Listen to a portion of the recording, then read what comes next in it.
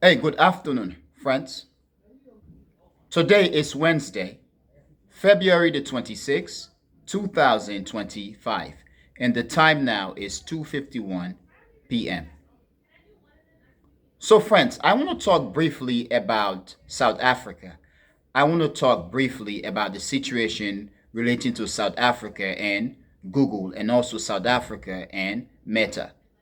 Now, friends, this video which you're watching is a geopolitically based theme video. Now, South Africa is a country in Africa, in Southern Africa, that is continuing to punch, okay, to punch back, to fight back, and to make its voice heard. Now, South Africa is a country that is no stranger to fight. Whether we are talking about the South African people fighting and defeating apartheid, or whether in recent times South Africa taking Israel to court to the ICJ, also South Africa punching back against Donald Trump. You have a situation where Donald Trump came to office on the 20th of January 2025 this year, and he accused South Africa, okay, of doing some illegal things, okay, of targeting racially white South Africans, which everyone, okay, people who are observers and commentators on international relations and many around the world, or those around the world who speaks the truth, will testify that it is nothing but lie, okay, lies and more lies. However, friends, Donald Trump accused South Africa, okay, the South African government of racially targeting white South Africans. And also Donald Trump suspend or cut USAID to South Africa. Now, as much as that makes many white South Africans or many in the world, the Trumpers, happy, for Africans and people around the world in the global south, most especially, that could be one of the best things that has happened to South Africa, Africa, and the world. Because by South Africa, Africa and the world receiving nothing from the United States will not have to dictate what's going on in this country. Now, for South Africa is imposing fines on Google and Meta and other giants, okay, giants of tech and also giants of information.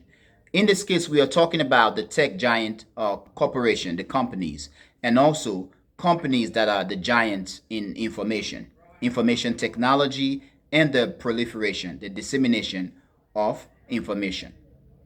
It is said, friends, basically an investigatory body within the South African government published a report in which it is said that Google basically had been engaging in antitrust or anti-competition activities. Now, friends, it is found, okay, or said that the Google algorithm is prioritizing or favoring international news, okay, or international information over local South African based news agencies, news or information. In this case, what it does, it hinders the growth and the development of South African news and information, okay, truthful information that are coming out of South Africa, while at the same time also favoring international news and misinformations from around the world about South Africa, and also within South Africa, from South Africa, okay, from forces within South Africa that are basically opposition to the South African government. So, friends, Google is going to be fined, and it is said that in a 5 year span, Google could be paying about 300 million to 500 million South African rand, which total about 27.3 million US dollar. Learning about this, it is basically prompting, okay, generating more questions in my head.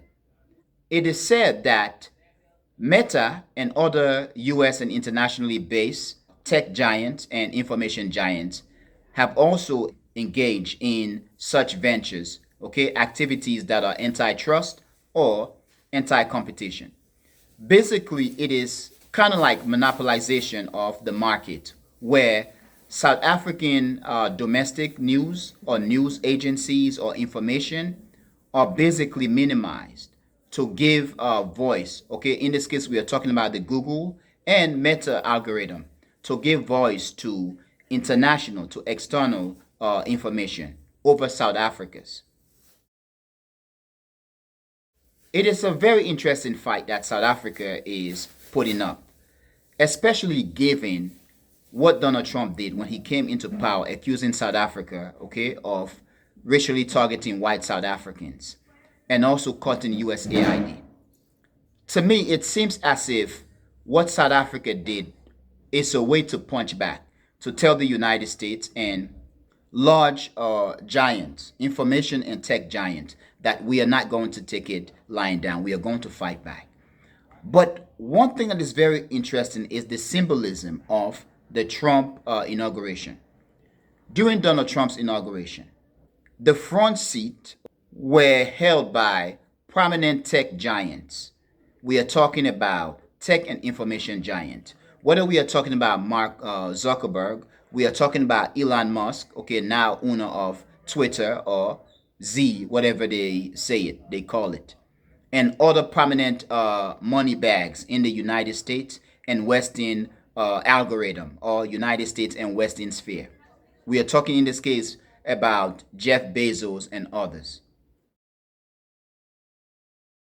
Just shortly after Trump's inauguration, we have information coming out about the release of DeepSeek, which has sent chill in the minds and spines, okay, of prominent members of international relations and many who are the pro-Western ideologues out there.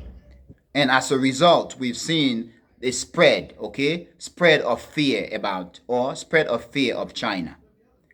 With all this, you have South Africa now imposing fine on institutions such as Google and Meta and so on.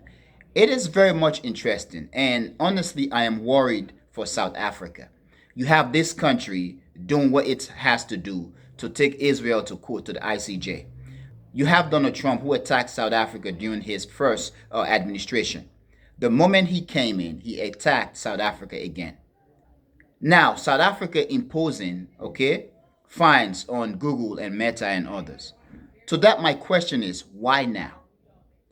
Of course, we can say that this is a report that has just been released, okay, a report and a recommendation from an investigatory body within the South African government, which means that the investigation had been going on.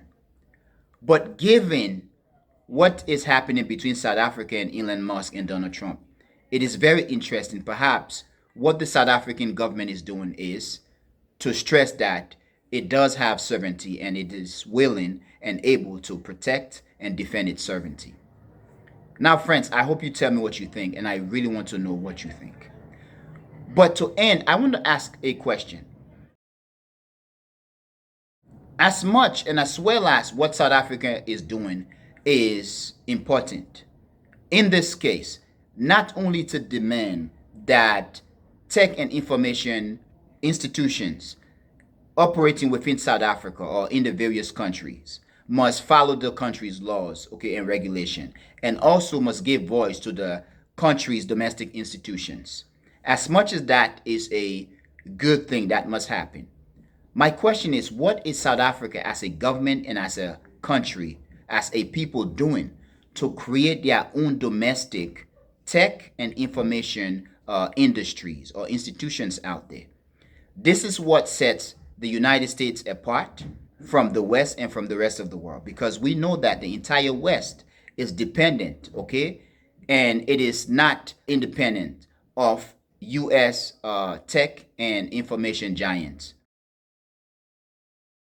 To note, China is the only country that has achieved complete independence, okay, of United States and Western social media, tech, and information industries. So what South Africa is doing to maintain its information and tech sovereignty, and is South Africa working with the rest of Africa to protect South Africa and Africa?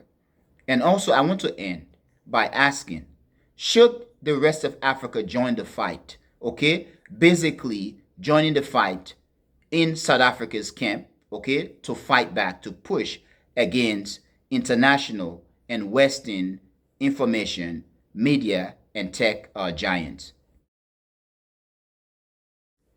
Now, friends, please tell me what you think, and I really want to know what you think. But, friends, I am going to end here. I want to thank you for being a member of the Echoing Voice community, my friends. But most especially and most importantly, I want to thank you a lot for watching the Echoing Voice. Peace.